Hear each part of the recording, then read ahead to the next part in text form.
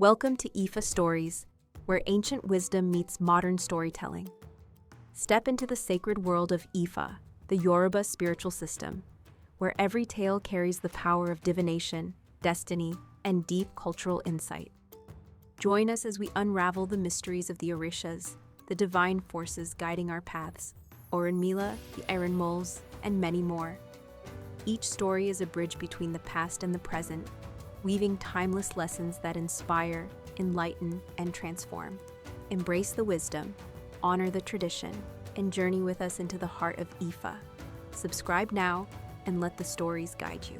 To explore full Yoruba stories, Ifa teachings, and ancestral wisdom, visit our website, www.ifastories.com. Step into the sacred path for more resources and information. The land where it was always night. Patakin. In the land of darkness, there was a king who had a strong feeling that another land existed where there was light. In other words, clarity. This king had 2 sons, and on one occasion, he decided to send his eldest son with the goal that, after a long journey and walking through many moons, he would reach the land where there was light, according to the king's intuition. He carried food and weapons for his defense, as it was a long journey through unknown lands he would have to cross. The young man departed into the unknown, carrying his father's faith that he would find the light at the end of the road.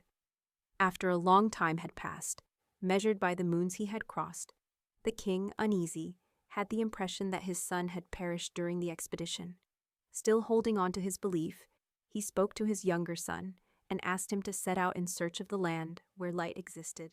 He begged him to be careful, for in those places there were many strange and ferocious beasts, and it was possible his brother had been devoured by them. The younger son, who was a skilled hunter and his father's favorite, made sure to arm himself well, especially to protect himself from the lions, which were the most feared beasts they knew. In his youth, the king himself had been attacked by surprise by a huge lion, famous throughout the region, a majestic creature with a mane that glowed like fire in the dawn. They were never able to hunt it down, and it wounded him so badly that a part of his body had to be grafted. So the young man departed, and the king heard nothing more from him. After twice the expected time passed with no return, the king decided to embark on the journey himself, to find the very thing his mind, or perhaps his Ègún ancestral spirit, kept telling him that light did exist. Knowing the dangers ahead, he armed himself with arrows, spears, and provisions for the journey.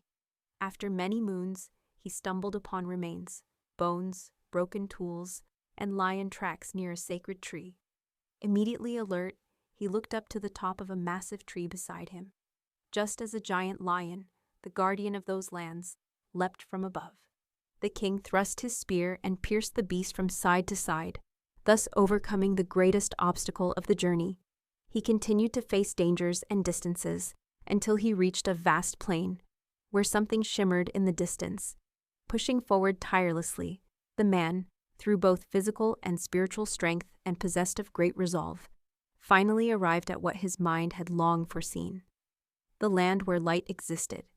This man ruled over that land for a time, with strength, firmness, and wisdom, until he was betrayed. Note: here begins the power of Ejíogbè, for it was night and light was not yet known.